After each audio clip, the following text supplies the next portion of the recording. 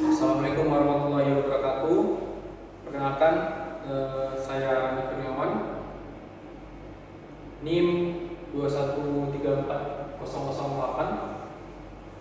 program Pasca Sarjana Ilmu Olahragaan, ingin menyampaikan suatu materi tentang pengaruh sosiokultural, ekonomi, dan lingkungan terhadap sport tourism dan sport marketing.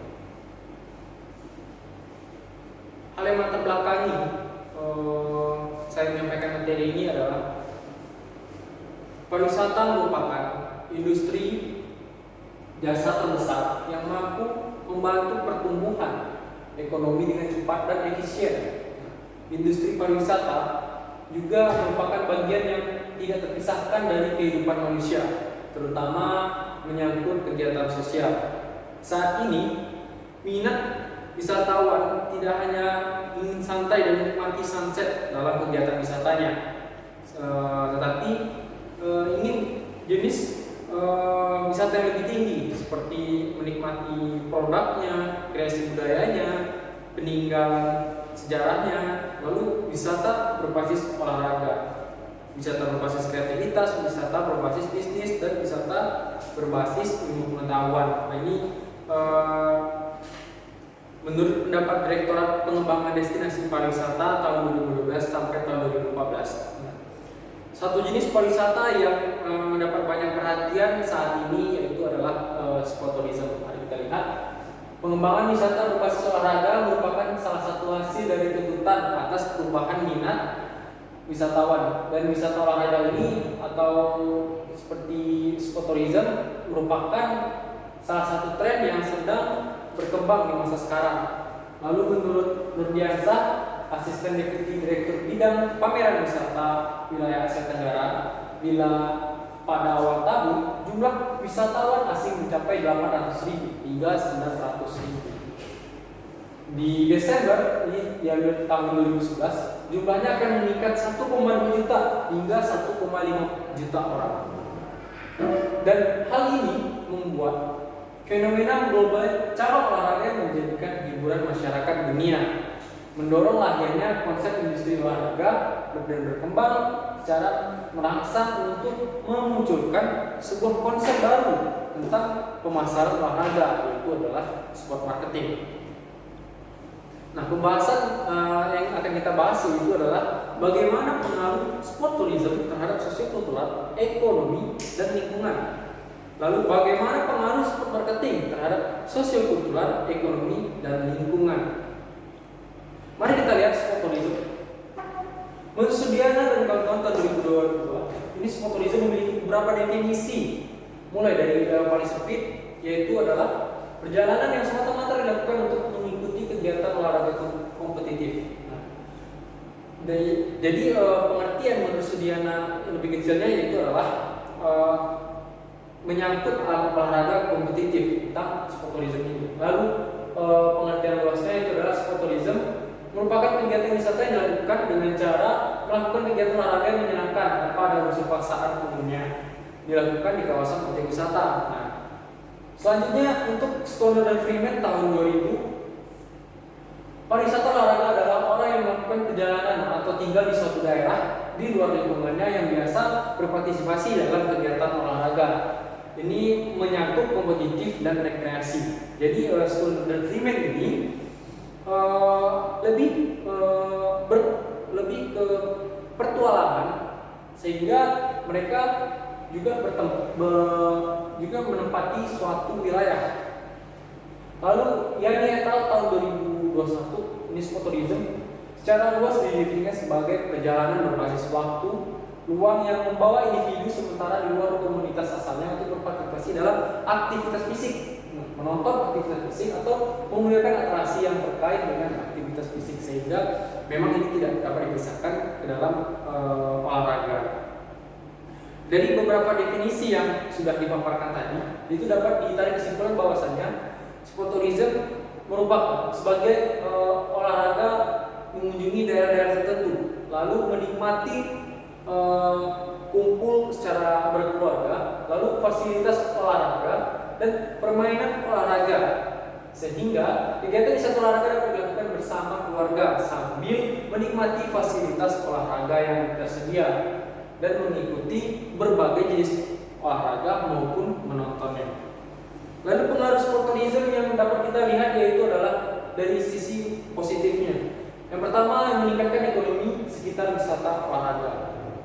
Tentunya peningkatan ekonomi terjadi karena masyarakat setempat itu akan memberikan suatu kesediaan seperti kuliner maupun dari berbagai ekonomi lainnya, penjualan baju misalnya, penjualan cindera mata, dan itu akan membuat ekonomi masyarakat setempat itu meningkat.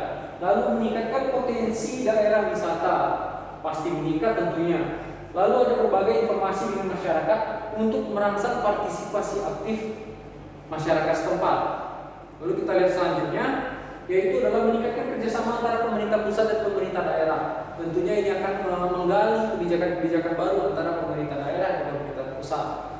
Lalu mengembangkan dan menemukan atraksi baru untuk meningkatkan atraksi yang sudah ada. Lalu ada meningkatkan produk lokal dan pemasaran secara aspek pariwisata dan meningkatkan kesempatan kerja. Nah, ini tentunya kita akan dari sport tourism ini akan berdampak pembuatan lowongan kerja baru tentunya, sehingga SDM yang kurang ini akan terpenuhi dengan adanya SDM yang baru setelah diadakannya edukasi. Lalu penyelenggaraan sport tourism di suatu tempat secara langsung dapat memberikan keuntungan tentunya, dapat membuka peluang usaha seperti penyajian makanan, minuman, dan lain-lain. Dengan terbukanya peluang usaha ini, maka terjadilah interaksi yang positif antara masyarakat dan objek wisata, sehingga dapat menimbulkan rasa memiliki dan ingin berpartisipasi aktif dalam pengembangan kawasan, ketertiban umum, kebersihan tentunya, lalu penyediaan sarana prasarana, akomodasi, cindera mata dan jasa guide. Tentunya dalam sport tourism ini tidak lupa adalah fotografinya. Lalu ada sisi efek negatif. Efek negatif dari dampak sport tourism terhadap lingkungan merupakan dampak yang mudah diidentifikasi. Yang pertama yaitu adalah air. Nah, air. Tercemarnya pembuangan limbah, deterjen misalnya. Lalu ada limbah padat dari sisa makanan. Lalu limbah ini mencemari lautan, danau maupun sungai. Nah, inilah yang mengakibatkan pembuangan lingkungan masyarakat ini terganggu. Perubahan dan kerusakan vegetasi perairan tentunya akan berdampak. Lalu ada pantai dan pulau. Nah, pantai dan pulau ini akan menjadi tujuan wisata favorit tentunya.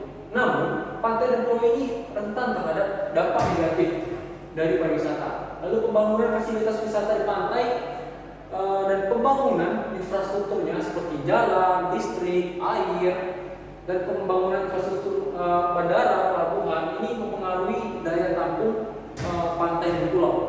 Lalu ada vegetasi dan ada pembakaran liar, lalu penebangan pohon untuk pembukaan lahannya. Lalu bahaya kebakaran hutan tentunya akan memberikan dampak negatif terhadap vegetasi. Lalu di situ ada situs budaya, sejarah, dan religi. Pemanfaatan yang berlebihan untuk kunjungan wisatawan ini menyebabkan situs sejarah budaya ini tercemar, terkikis, sehingga ini akan menyebabkan situs-situs tersebut rusak. Dan kepadatan kawasan wisata ini akan menyebabkan perubahan fungsi awal. Misalnya seperti di budaya ini atau kawasan ini itu ada situs-situs tertentu, sakral tertentu, tapi dikarenakan datangnya para wisatawan sehingga membuat kebiasaan wisata, tempat wisata tersebut berubah jadinya. Lalu ada perubahan budaya yang terjadi di masyarakat. Ini bisa bersifat positif dan bisa bersifat negatif. Ini tergantung dari sudut pandang kita. Namun orang biasanya tidak dapat atau tidak diberi kesempatan untuk menentukan apakah mereka ingin berubah atau tidak. Lalu ada sport marketing. Nah, sport marketing ini sudah penerapan spesifik prinsip dan proses pemasaran kepada produk olahraga. Di sport marketing tentunya ini adalah bagaimana kita mendapatkan keuntungan yang lebih besar dari terjadinya sport tourism ini. Lalu ada olahraga ini tentunya dapat dinikmati sebelum masuk itu kita melihat suatu video teman-teman.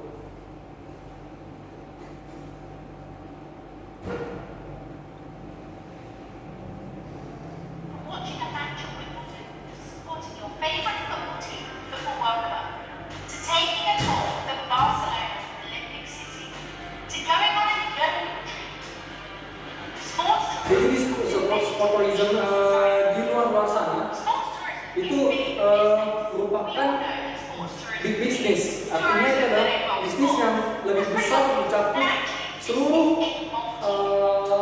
sosial, budaya, dan itu tidak berpengaruh ke efek negatif teman-teman.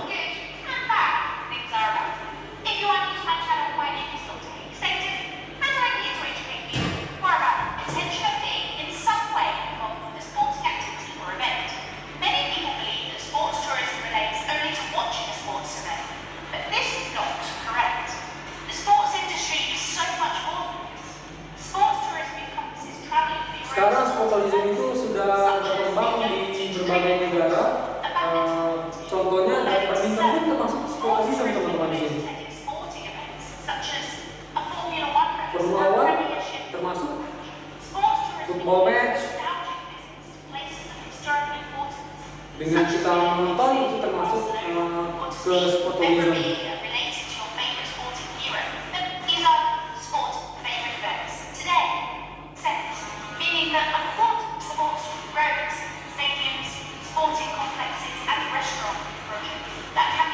Sporturism juga termasuk ke dalam bisnis dikarenakan memang di sana sporturism lebih tujuannya adalah menguntungkan, menghasilkan sebuah produk.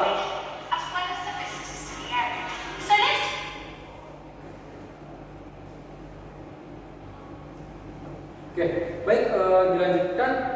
Sehingga tujuan dari berbagai kegiatan pemasaran olahraga ataupun sport marketing ini tentunya tertuju kepada penikmat-penikmat dunia olahraga. Nah, semakin populernya suatu olahraga, misalnya kegiatan tim atau toko, semakin mahal juga nilai yang harus dibayar oleh pemasar olahraga tentunya, bisa turut menikmati kepopulerannya. Contohnya Messi yang akan datang ke Indonesia, teman-teman.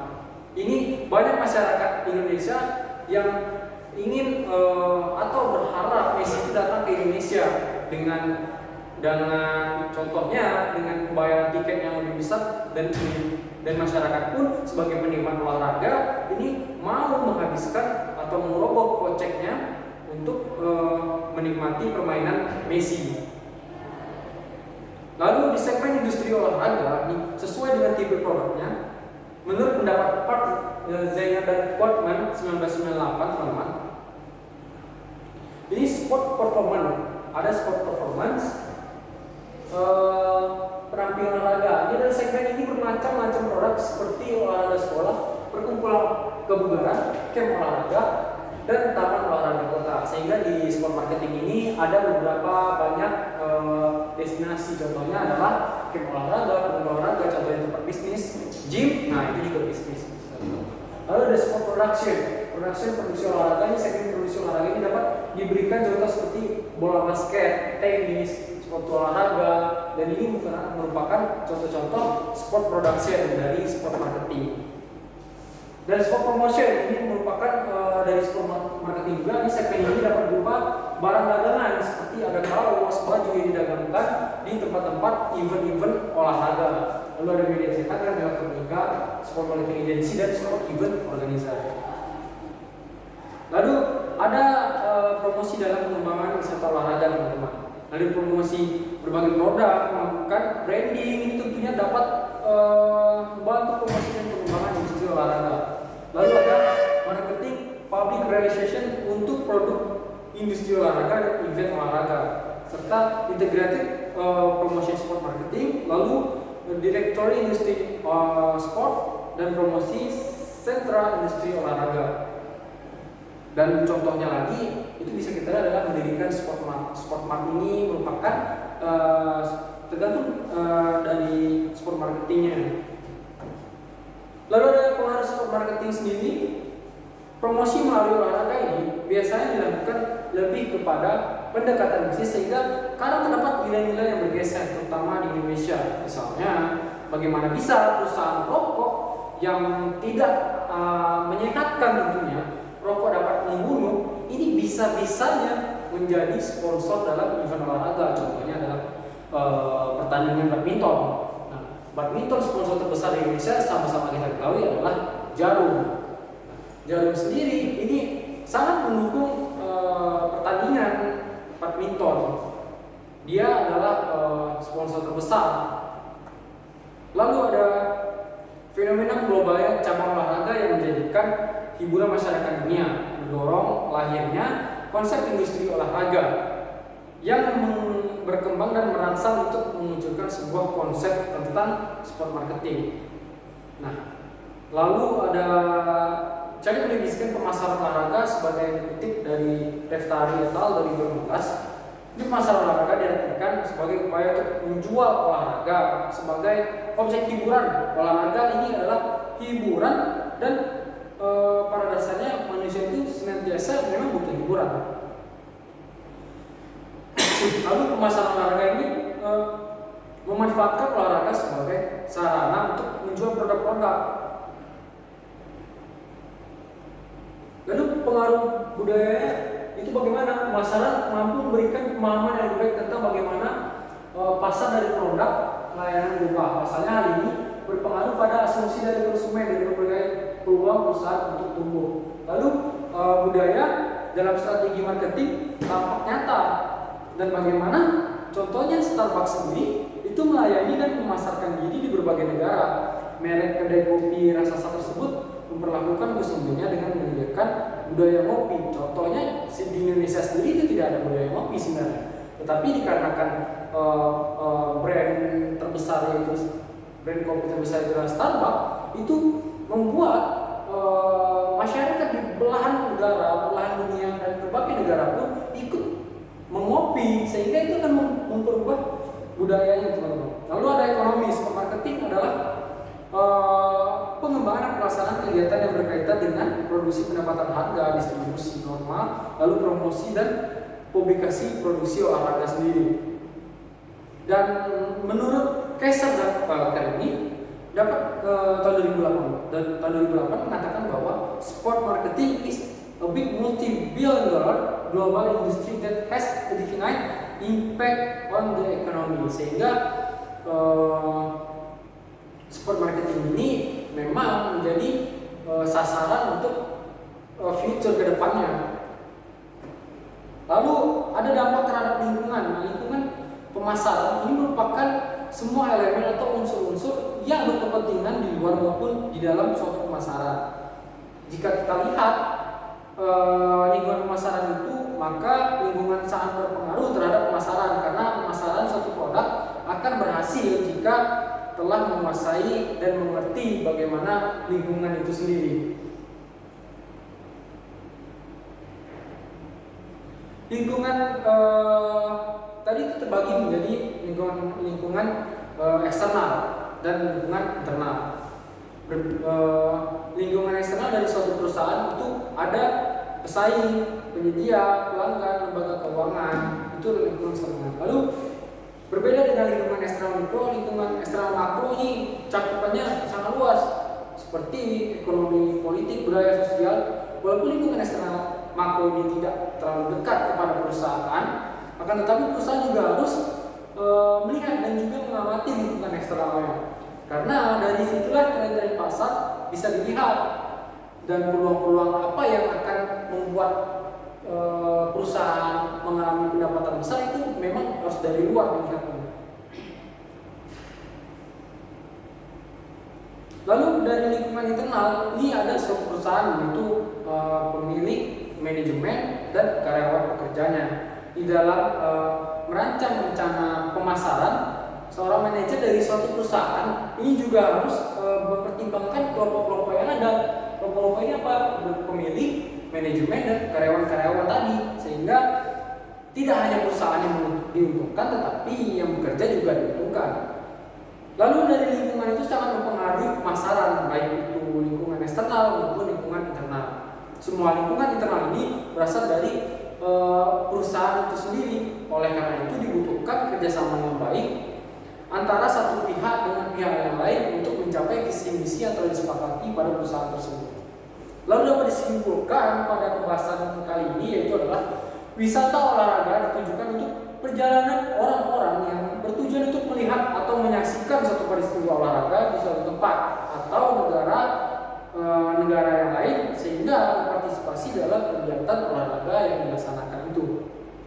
Lalu wisata ini bertujuan untuk memenuhi kepuasan melakukan kegiatan sportourism yang akan disukai seperti memancing, berburu, menyelam, dan lain-lainnya.